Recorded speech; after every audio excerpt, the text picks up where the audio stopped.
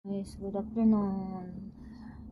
Before I start going back to my work, I just want to share something about the topic a while ago that while I'm folding the clothes. The one that I share with you in live in TikTok about the what I learned in being rejected, outcast, and experience heartbreak. This story is about my own life story since I was a kid. My our family belongs to poverty line. We call it in Tagalog is isang kahit isang toka. Anyway, I want to jump my story. We are 6 children in our parent. I'm the from eldest I'm the fifth one. From youngest I'm the second one.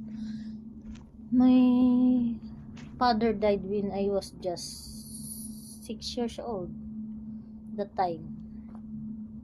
And my mother, she is that typical parent that there is favoritism among the children. Even in the Bible, I read that about the story of Joseph. Sad to say, I'm not the one her favorite. I'm the outcast among my 5 siblings. You may be wondering how someone who was rejected by their own mother could still stand tall. Anyway, my name is Beth, and my story began with pain. I experienced physical abuse, rejection from my own mother. And growing up, I was an outcast among my 5 siblings. My father passed away when I was just 6 years old. My mother rejection, physical abuse, cut deep. I carried that pain for how many years? At age 14, that's the time I decide.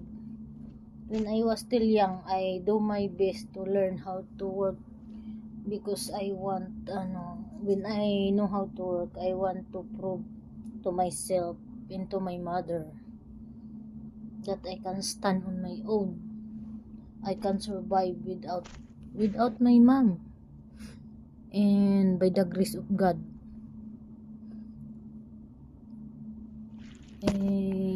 at age 14, I went to the other town.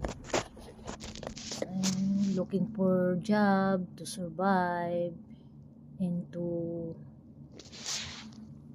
prove to myself and to my mother that I can stand on my own. I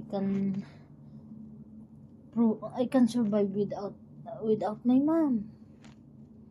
And I realized but in darkness I found courage. I left home at age 14 to prove to myself and my mother that I could survive alone.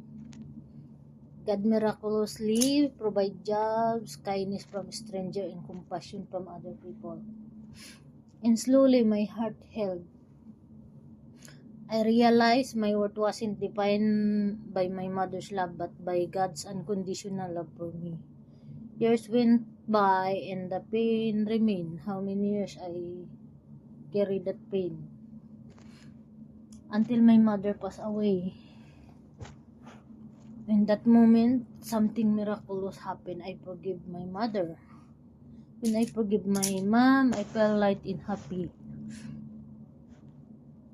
I realized the good thing happened because of how she raised me. I became strong and independent. Today, I'm still alive, thriving, and the way I think God is to give back my time, thanks to God's grace and God's help to me, my life purpose is clear: to glorify God by serving others, serving in the church. I seek time for God to serve in the church. That is why I volunteer at church and support Campus Ministry Philippines, giving back to God through giving to others. We call it pay it forward. The goodness that you receive from God, you have to share it to other people who is in need and deserving. That is why I try my best, even though I'm not rich, I try my best to share my blessing to the needy, especially the deserving. I support Campus Ministry and I pray until now. I still praying to God that I hope God will bless me so that I can continue support the Campus Ministry Philippines, Victory Philippines. In God turn my pain into purpose. He can do the same for you. Will you let Him? My final thought of this is God's love and redemption. I have something to share about what I experienced: rejection, outcast, and heartbreak. Because of my mom rejection, I became strong and independent. About the outcast, when I lived in our home before, when I was 14, I said to myself, I want to prove to myself and to my mom that I can stand on my own. I can survive without my mom help or without anyone help. And about the experience heartbreak, that's part of our life journey. Everyone experienced that. The people who dumped me, who rejected me, instead of ruin my life, I do my best to improve my life. While I'm working, I'm studying, so that the person who dumped me, who rejected me, when they see me again, they gonna reject, they gonna they gonna reject themselves what they did to me. Instead of ruin my I do my best to improve my life, so that when they see me again, instead of ruin me, God lift me up to prove to them that I'm gonna improve without them. They cannot break me, even though they break my heart, but God will use that heartbreak to lift me up, not to break me. And that's all, guys. That's what I want to share with you. When you are still alive, there is hope, and there is when the sun goes down, there is another day. Tomorrow the sun will sunrise. There is sunrise and there is sunset.